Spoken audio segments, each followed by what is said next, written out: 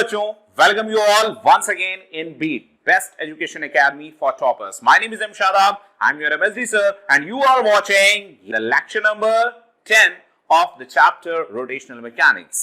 So I hope all of you have enjoyed the previous lectures of the same chapter.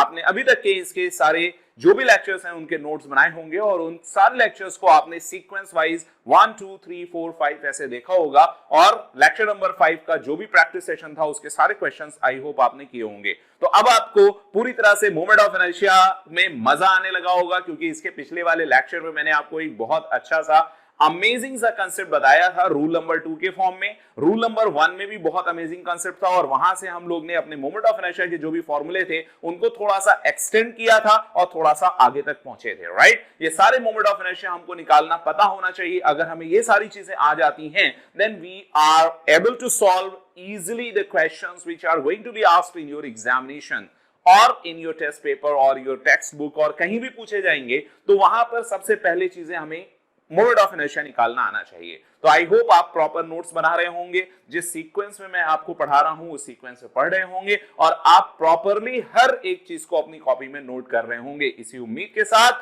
Let's get started before wasting of without wasting of time. Let's get started the moment of inertia rule number 3 that is actually a theorem. Right, so this lecture number 10 is completely for the moment of inertia theorems and we have two theorems. One is perpendicular axis theorem, another one is parallel axis theorem.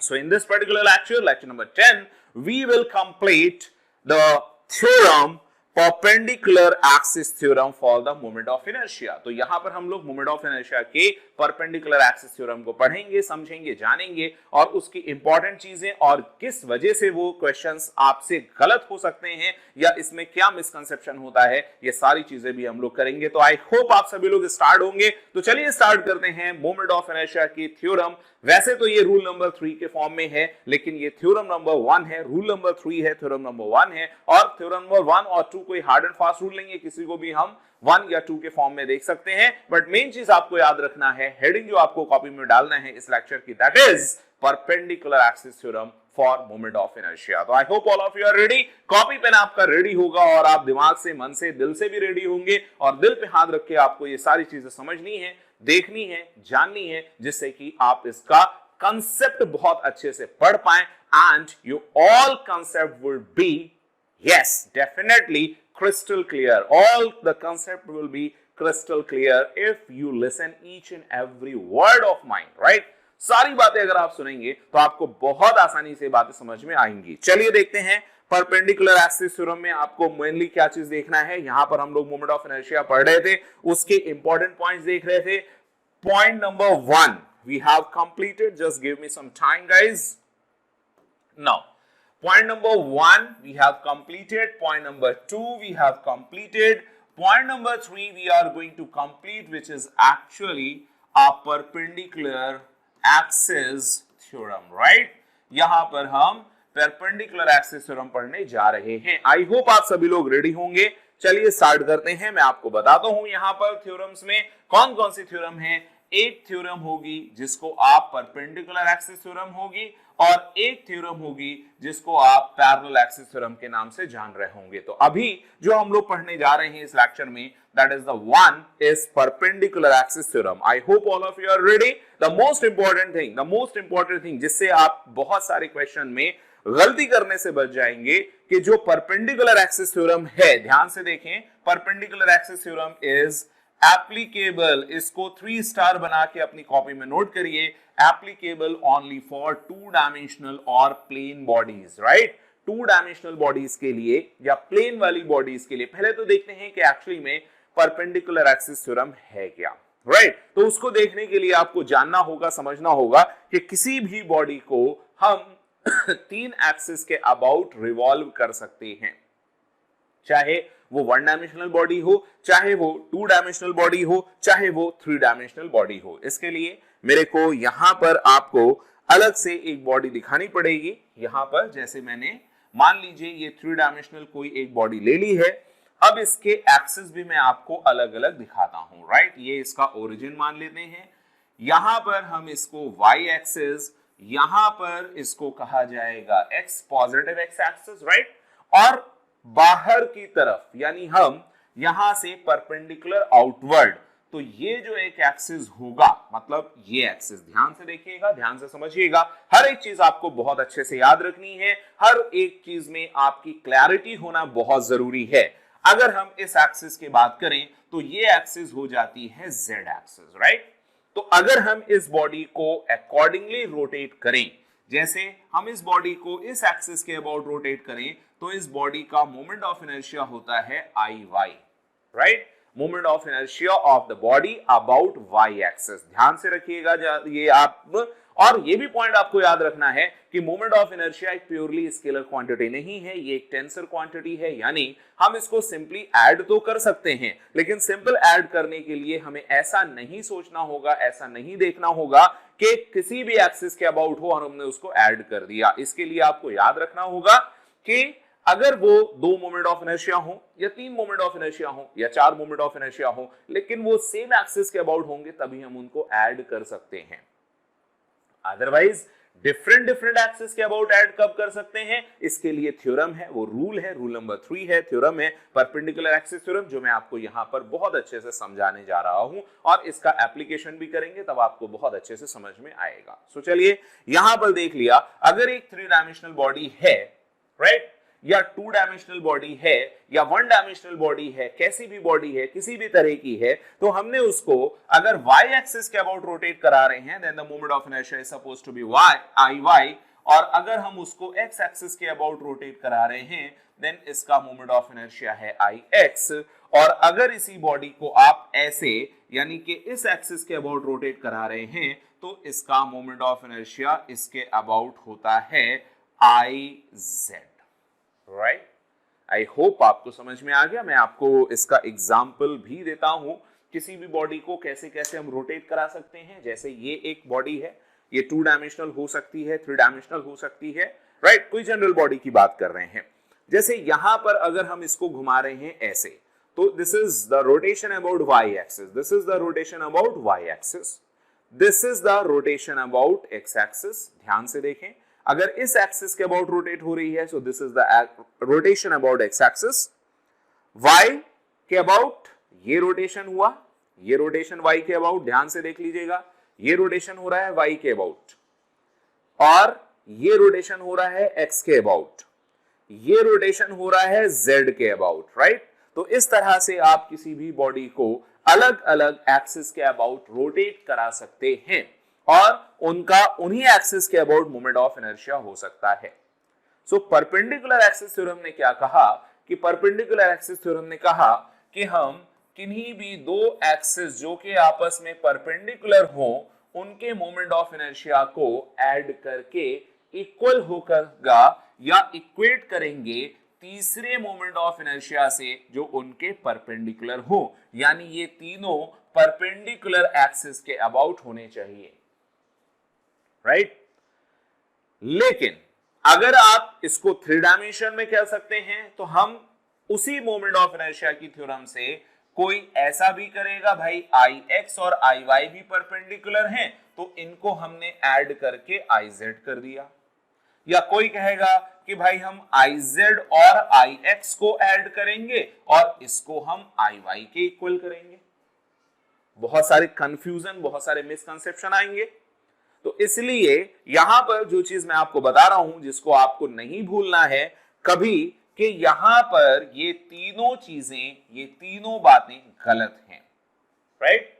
तो आपको याद क्या रखना है कि जो perpendicular axis theorem है, right, ध्यान से सुनिएगा, कि जो भी परपेंडिकुलर एक्सिस थ्योरम है, that is applicable only, that is applicable, ध्यान से स्टार बना के लिखिएगा, only for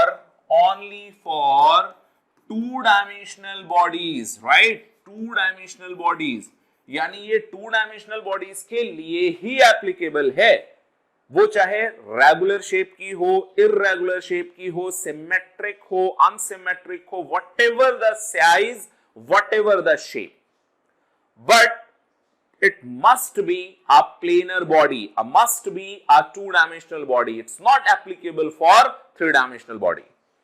फिर खास बात उसमें क्या है कि अगर वो टू डायमेंशनल हो और किसी भी शेप की हो, मान लीजिए हमने कहा कि ये ऐसे इस शेप की है,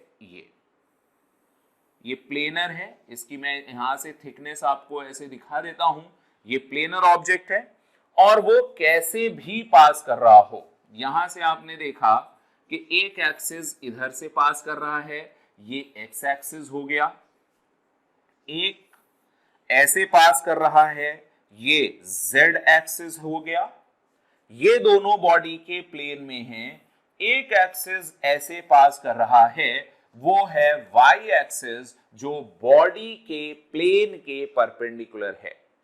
z axis is perpendicular to the plane of the body. I hope आपको ये बातें सभी को मजे से समझ में आ रही होंगी, राइट? तो चलो यहां पर देखते हैं कि अगर हमको ये बात समझ में आई कि एक बॉडी का कोई भी मास हो सकता है, अगर हम इस बॉडी को इस एक्स एक्सिस के अबाउट रोटेट कराते हैं तो इसका मोमेंट ऑफ इनर्शिया Ix होता है। अगर हम इस बॉडी को y के अबाउट रोटेट कराते हैं तो इसका मोमेंट ऑफ इनर्शिया Iy होता है, और इसी बॉडी को अगर हम z एक्सिस के अबाउट रोटेट कराते हैं तो इसका मोमेंट ऑफ इनर्शिया Iz होता है। तो कौन से, पहली चीज तो परपेंडिकुलर एक्सिस थ्योरम नाम है, आपको ये ध्यान रखना है, all the three axes must be perpendicular to each other and must concurrent, concurrent मतलब must pass from the same point, right? They must pass from the same point, यानी y और x और z ये तीनों आपस में perpendicular होंगे, x हो y हो z हो, इनके बीच का भी 90, इनके बीच का भी 90, और फिर यहां पर इसके बीच का भी 90, राइट? तो all three axes which are going to use to apply the perpendicular axis theorem must be perpendicular to each other, mutually perpendicular, and they must pass through the same point, right? एक ही point से पास होने जरूरी हैं। फिर किसको add करके किसके इक्वल किया जाए, ये चीज बहुत ध्यान से सुनिएगा। कौन से दो मोमेंट ऑफ इनर्शिया को ऐड किया जाएगा, उन दोनों को ऐड करके वो किसके इक्वल होगा, ये चीज यहां पर बहुत ज्यादा इंपॉर्टेंट है, and that you have to remember, right? और it will remove all your misconception, ये सारे मिसकंसेप्शन आपके निकाल देगा, सब कुछ आपको क्लियर कट कर देगा, आपको सब कुछ बहुत अच्छे से प्यार से समझ में आ जाएगा अगर आप इस बात को अच्छे से समझ जाते हैं। तो मेरी बात को बहुत ध्यान से सुनिएगा, क्या करना होगा कि you have to add those axes which are in plane of the body, यानी कि बॉडी के प्लेन में, बहुत ध्यान से सुनिएगा, बॉडी के प्लेन में जो दो एक्सिस हैं उन दोनों को मोमेंट ऑफ इनर्शिया को ऐड करेंगे। बॉडी के प्लेन में दो एक्सिस हैं, उन दोनों के मोमेंट ऑफ इनर्शिया को ऐड करेंगे, right? Are you getting my point or not?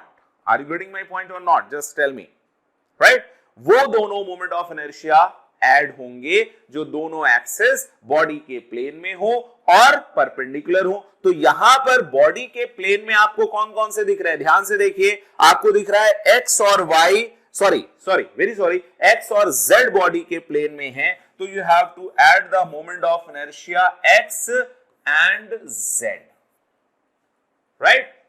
Ix is the moment of inertia of the body about the x-axis. Iz is the moment of inertia of the body about z-axis. You have to add them.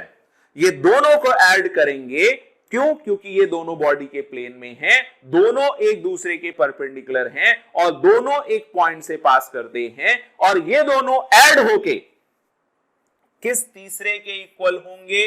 वो तीसरा, ध्यान सुनिए, वो तीसरा जो इनके point of intersection के, इन दोनों के, ये भी बॉडी के प्लेन में है, ये भी बॉडी के प्लेन में है, ये बॉडी के प्लेन के परपेंडिकुलर है, तो इसके इक्वल होगा, लेकिन ये भी उसी पॉइंट ऑफ इंटरसेक्शन से पास होना चाहिए, that is equal to Iy। This is the complete perpendicular axis theorem.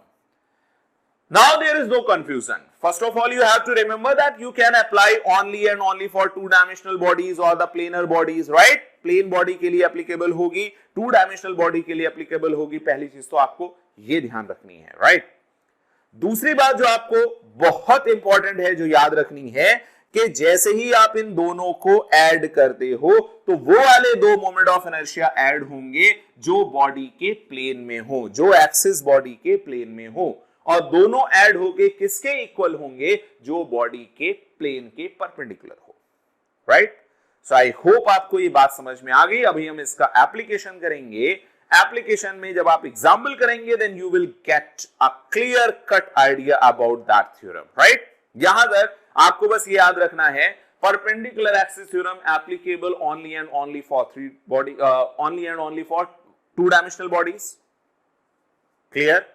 Planar होना लाजमी है, प्लेनर होना जरूरी है, एक प्लेन में होना जरूरी है. थ्री डायमेंशनल के लिए एप्लीकेबल नहीं हो सकती.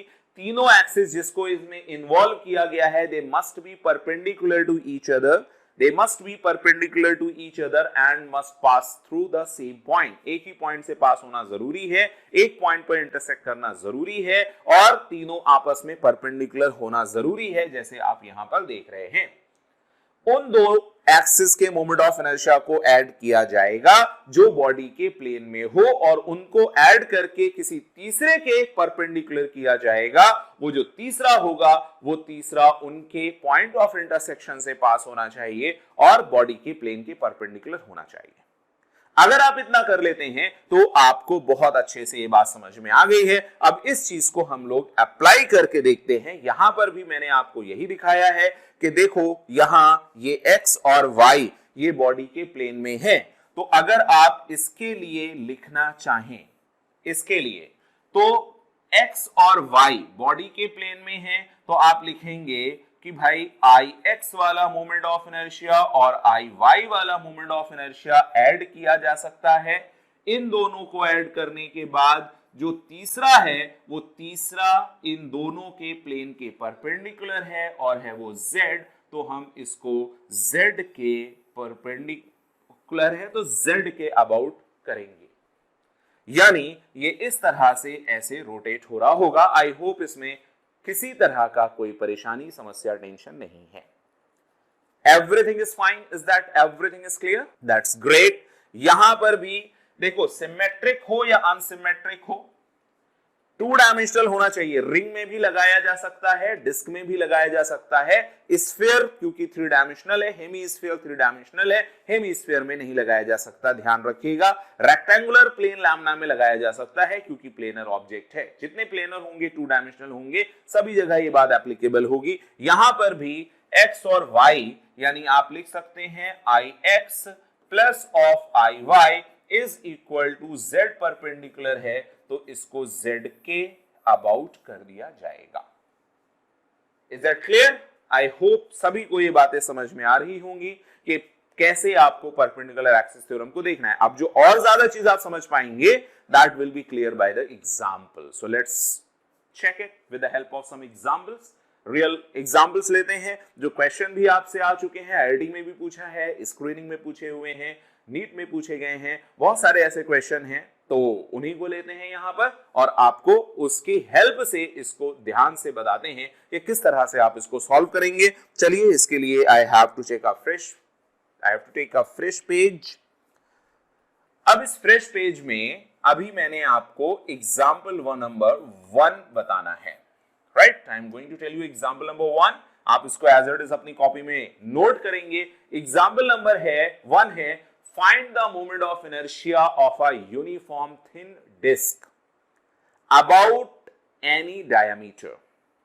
Uniform thin disk है. क्वेश्चन ये है कि you have a uniform thin disk, ये सेंटर है, मास m है, रेडियस r है. ध्यान से इसको देखिएगा, ऐसे ये कहा जा रहा है और यहां पर मैंने लिख भी दिया है कि ये डिस्क है.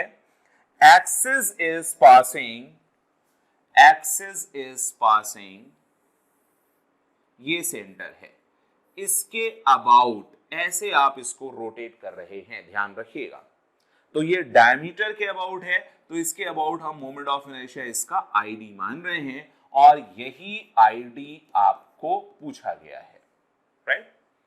अब देखते हैं कि आपको कुछ पता था क्या डिस्क का। यस, अभी मैंने आपको इससे पिछले वाले लेक्चर्स में डिस्क का मोमेंट ऑफ इनर्शिया डिराइव कराया था and you have already calculated in previous lecture and I hope you have learned, you have revised all that thing. आपने सब कुछ रिवाइज किया होगा और वो सारी चीजें आपको क्लियर होंगी, right. If all things are clear, so let me tell you, you have find out or you have derived actually the moment of inertia of a disk about its axis. ये एक axis है, तो इसके about अगर moment of inertia आपसे पूछा जाए तो आपको पता है कि ये moment of inertia mr square by 2 ये आपने निकाला हुआ है अगर डिस्क का मास m और रेडियस r होती है तो ये आपने पता किया हुआ है।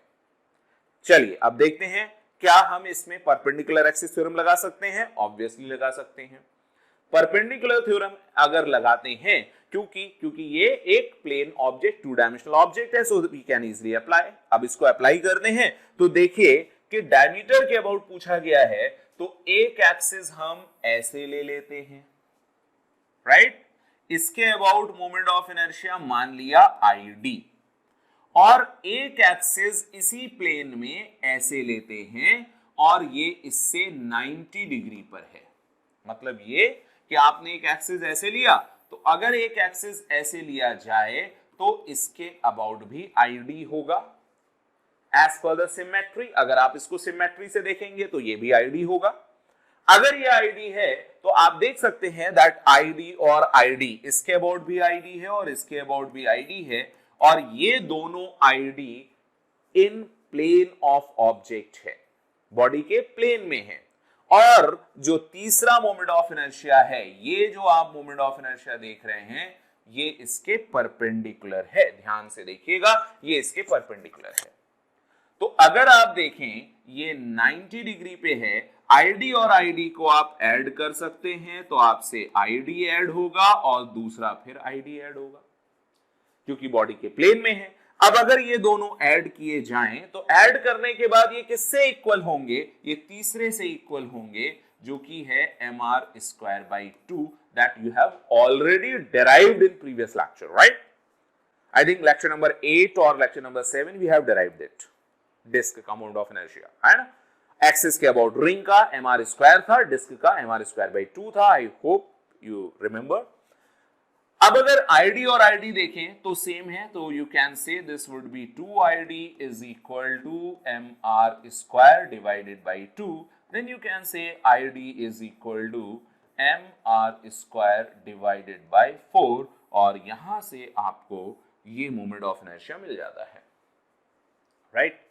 सो ध्यान रखिएगा, डिस्क का मोमेंट ऑफ इनर्शिया एक्सिस के अबाउट अगर देखा जाए, इस एक्सिस के अबाउट, तो ये mr स्क्वायर बाई 2 होता है। और अगर डिस्क का मोमेंट ऑफ इनर्शिया किसी डायमीटर के अबाउट देखा जाए तो वो मोमेंट ऑफ इनर्शिया होता है id is equal to mr square by 4, right. I hope ये बात आपको समझ में आ गई है। चलिए आगे बढ़ते हैं, अगला एग्जाम्पल देखते हैं और ये है एग्जाम्पल नंबर 2।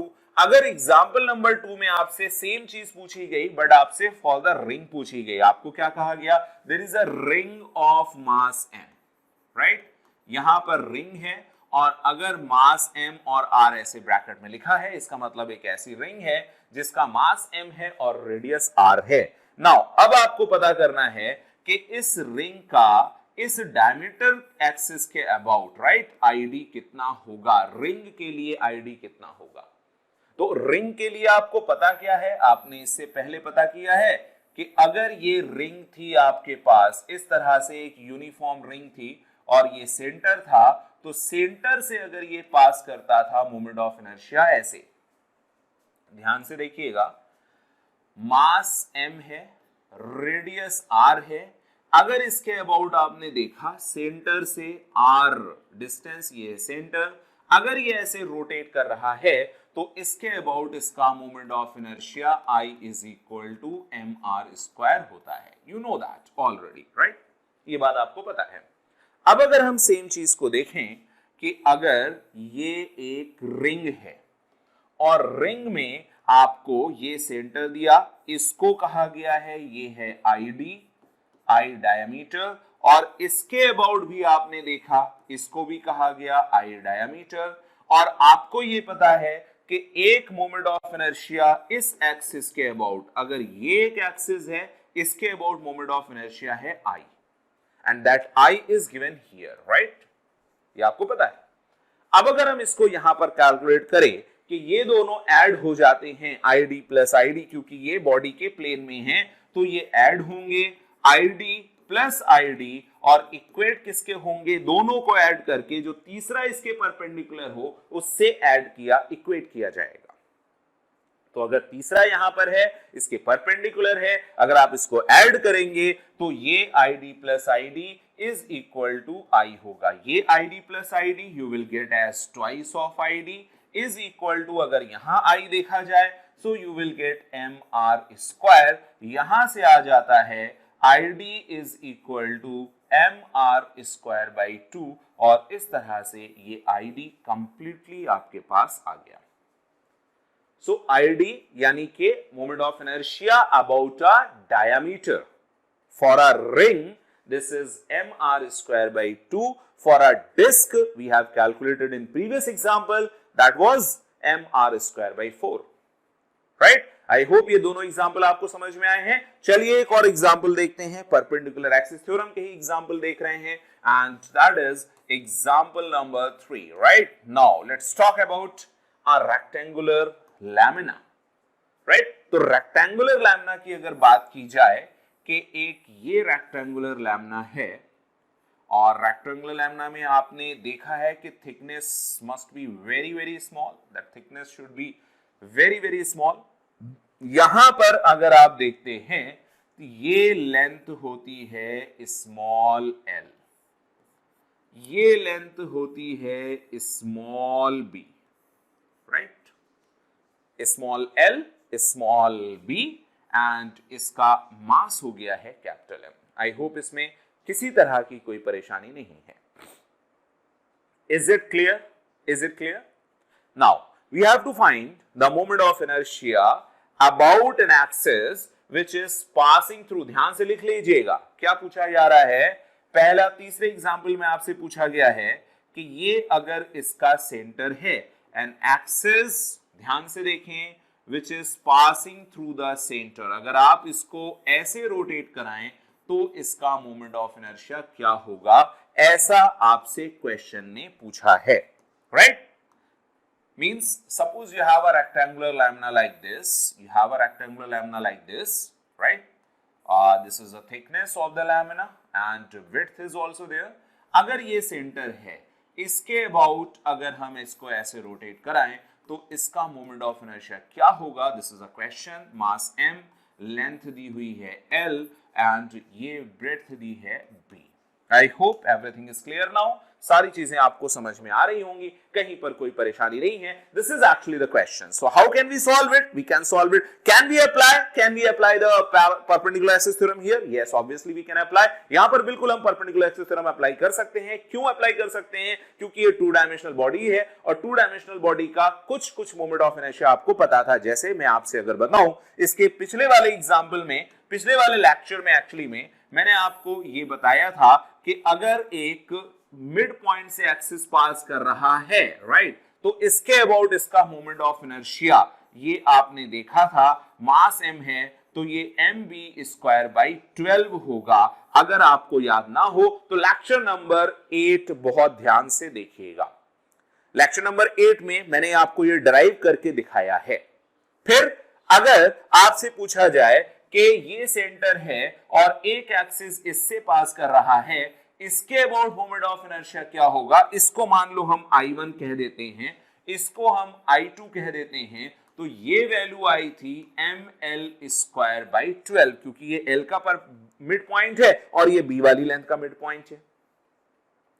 अगर आपको ये दोनों बातें याद हैं तो आपको ये भी क्लियर होगा कि ml स्क्वायर बाई 12 और mb square by 12 that we have already calculated. अगर देखा जाए तो ये दोनों एक्सिस बॉडी के प्लेन में है, और जो हमसे एक्सिस पूछा गया है I, जो पूछा जा रहा है वो इसके अबाउट है, और ये एक्सिस इन दोनों के परपेंडिकुलर है। तीनों एक्सिस एक दूसरे से इंटरसेक्ट कर रहे हैं, एक ही पॉइंट से पास कर रहे हैं, तीनों एक दूसरे के परपेंडिकुलर हैं, यानी यहां पर परपेंडिकुलर एक्सिस थ्योरम डेफिनेटली लगाई जा सकती है। और तीसरा कि बॉडी प्लेन बॉडी है, टू डायमेंशनल बॉडी है, सो डेफिनेटली अप्लाई कर सकते हैं। अप्लाई करते हुए अगर हम देखते हैं यहां पर अप्लाई किया जाए same thing, same perpendicular axis theorem, तो आप ये कह सकते हैं कि भाई आई जो परपेंडिकुलर है वो इक्वल होगा I1 प्लस I2 के, क्योंकि I1 और I2 ध्यान से देखिए बॉडी के प्लेन में है। I1 I2 अगर बॉडी के प्लेन में है और I उसके परपेंडिकुलर है, तो ऐसे ही आप यहां पर इसको देखेंगे, इन दोनों को ऐड करेंगे, so body will get I is equal to I1 plus I2, right? I hope there is no issues at all. I is equal to I1 plus I2, there is no issues, right? So let's move ahead. अब आगे बढ़ते हुए चलते हैं, देखते हैं I is equal to I1 plus I2। जैसे ही आपको यहां I is equal to I1 plus I2 मिला, अब आपने क्या किया, I कैलकुलेट करना है। I1 की वैल्यू आपने देखी थी mb स्क्वायर डिवाइडेड बाई 12 थी, फिर आपने देखा यहां से ml स्क्वायर बाई 12 थी। अभी आपको I की वैल्यू जो मिल गई है m, यहां मिला l square plus b square divided by 12, और इस तरह से इसमें कहीं कोई परेशानी, समस्या, टेंशन नहीं आई। Each and everything is fine, each and everything is done, done, right? So this was the example number 3। Example number 3 आपने देखा, बहुत ही आसान था, बहुत ही प्यारा सा था, सिंपल सा था। ये जो एग्जाम्पल है एक्चुअली में ये सारे फॉर्मूले आपको याद रखने हैं, क्योंकि ये फॉर्मूले अगर आप याद रखेंगे तो आगे आपके बहुत ज्यादा काम आने वाले हैं। चलिए एक और एग्जाम्पल देखते हैं इसी का, एग्जाम्पल नंबर 4। आप ध्यान से देखिएगा और वो आपको याद रखना है, राइट? एग्जाम्पल नंबर 4 है, again we have our rectangular lamina like this. Again we have our rectangular lamina and this was the center, and here is the length L, and here is width B and mass is M, right? ये एक rectangular lamina है और अभी आपसे कहा गया है एक एक्सिस ऐसा जो कि यहां से पास कर रहा है और इसके अबाउट आपको ऐसे रोटेट कराया जाए। क्लियर? मास M, length L, width B, अब इस पॉइंट के अबाउट रोटेट करा रहे हैं। कैसे कैलकुलेट होगा? क्या आप निकाल सकते हैं कि अगर हम इसके about moment of inertia I देखें तो क्या होगा? तो क्या इससे इसी पॉइंट से जाने वाला हमारे पास कोई एक्सिस है? यस, ये है। और इसके अबाउट आपने अगर निकाला हो मोमेंट ऑफ इनर्शिया, निकाला था, याद हो I1 is equal to m, और यहां से इसके B के परपेंडिकुलर है तो mb स्क्वायर बाई 3। और ऐसे ही अगर एक ये एक्सिस मान लिया जाए, ये भी इसी पॉइंट से पास कर रहा है, इसके अबाउट रोटेट किया जाए, ये L है, L के एंड पॉइंट पर है, तो ये भी मैंने आपको I2 निकाल के दिखाया है लेक्चर नंबर 8 में कि ये वैल्यू आई थी ml square divided by 3। I hope ये बात समझ में आई होगी। I1 I2 आपको याद होंगे। और जैसे ही अपने को I1 I2 मिल गए, अब आप देख सकते हो we can apply perpendicular axis theorem. इस एक्सिस, ये एक एक्सिस है, तीनों परपेंडिकुलर हैं, और एक ये एक्सिस है और एक ये एक्सिस है। तीनों के अबाउट बॉडी के प्लेन में कौन सा है? बॉडी के प्लेन में ये एक्सिस और ये एक्सिस है, I1 और I2, यानी I1 और I2 को ऐड करके आप I के बराबर कर सकते हैं। और I ये हमें इस एक्सिस के अबाउट कैलकुलेट करना है। तो जैसे ही हम I1 I2 की वैल्यू यानी I निकालना है, I is equal to I1 की वैल्यू यहां रखी है आपने, that is mb square by 3, और इधर आपने रखी है that is ml square by 3।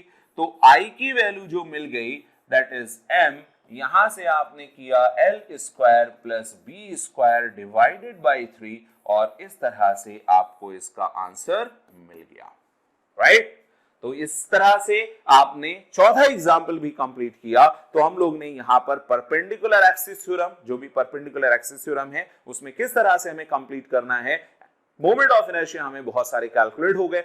Example जो भी डायरेक्ट रिजल्ट निकले हैं उनको आप याद रखिएगा, क्योंकि आगे ये बहुत काम आने वाले हैं, क्योंकि मोमेंट ऑफ इनर्शिया एक बड़ा चैप्टर है, काफी लंबा और इंटरेस्टिंग चैप्टर है और बहुत ज्यादा इंपॉर्टेंट है, राइट।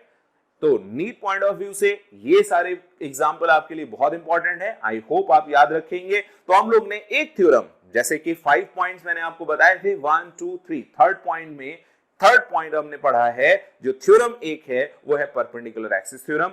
आज के लेक्चर में ये खत्म होती है एग्जाम्पल के साथ।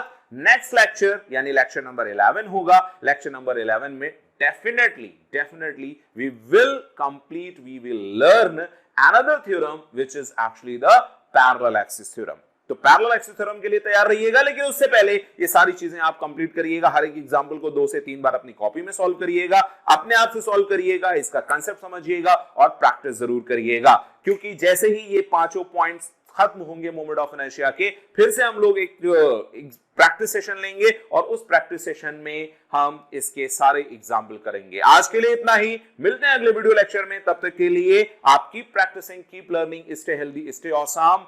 My name is, आपको पता है, MSD sir, and now I am signing off from here. We'll meet you in the next video. Till then, bye bye, all the best. Thank you.